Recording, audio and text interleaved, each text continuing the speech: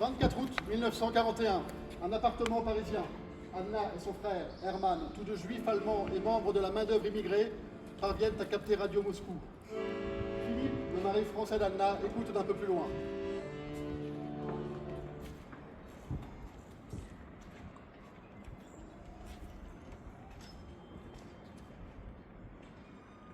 В настоящее время ведется истребление еврейского народа на оккупированных территориях Восточной Европы. Для угнетенных народов гитлеризма является синонимом рабства, преследования и войны.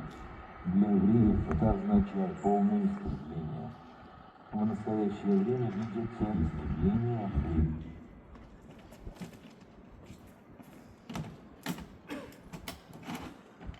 L'extermination du peuple juif est en cours dans les territoires occupés d'Europe orientale. Pour les peuples opprimés, l'hitlérisme est synonyme d'esclavage, de persécution et de guerre. Pour nous, juifs, il signifie extermination complète. Ils n'iront pas jusque-là. Qui les arrêtera? Même la France se charge de nous dénicher, puis nous livre nos compatriotes allemands. Quand je pense que tu étais venu ici pour fuir ces barbares. Oui, je ne m'attendais pas à ça. En Allemagne, 5 juifs dans mon pays natal, et aujourd'hui réfugiés en France. Sale boche, parce qu'on est en guerre. Mais aujourd'hui, c'est plus que cela, tu as entendu? Moscou parle d'extermination. Anna, tout cela est sans doute très exagéré, très dramatisé. Les rumeurs vont bon train. La peur... Les annonces de Radio Moscou ne sont pas fondées sur la peur. Et quand bien même ces propos ne seraient que l'expression légitime de crainte, pourquoi se cache-t-on? Que crois-tu que tes compatriotes organisent avec les nôtres? Ces décrets de 40 qui stigmatisent les étrangers et donnent pouvoir au préfet d'interner des gens du seul fait qu'ils soient juifs. Crois-tu qu'il s'agisse là de peurs irraisonnées? Tout s'organise dans le même sens, j'en suis convaincue maintenant. Nous sommes visés par une sordide opération de mise à mort. Anna! Anna! Anna, que dis-tu? Nous ne sommes pas en enfer tout de même. Nous en voyons pourtant clairement les premières flammes. Une annonce radio, invérifiable et communiste. Il y en a beaucoup dans la main-d'œuvre immigrée à laquelle j'ai adhéré. Des gens très bien, très patriotes.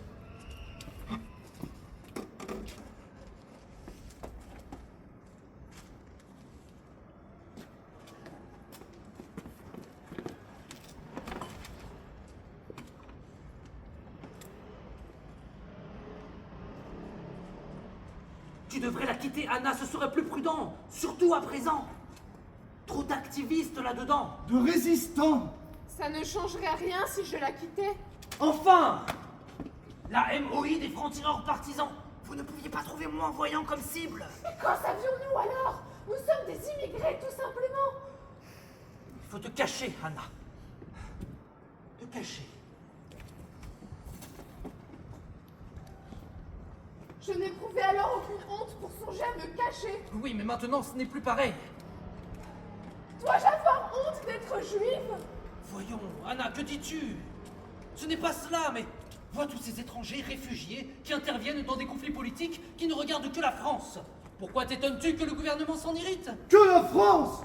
Mais Philippe, ces immigrés, espagnols républicains, italiens antifascistes, polonais indépendantistes, ou comme moi, allemands anti-nazis, savent dans leur chair ce que sont les totalitarismes. Franco, Mussolini, Hitler, pour les avoir combattus ou bien subis, ils sont donc très bien placés pour intervenir dans ce qui ne concerne plus que la France. Mais leur expérience est encore prête à servir la France.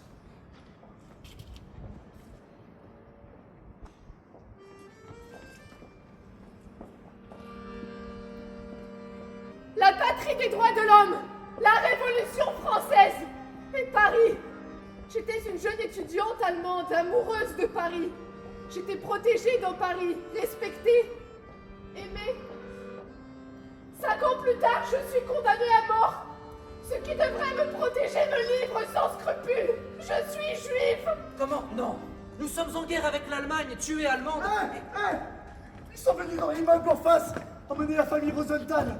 Je connais la mère, sa famille est en France depuis plusieurs générations. Qu'est-ce que ça signifie? Qu'il ne s'agit pas seulement d'une guerre. Et que Radio Moscou dit vrai.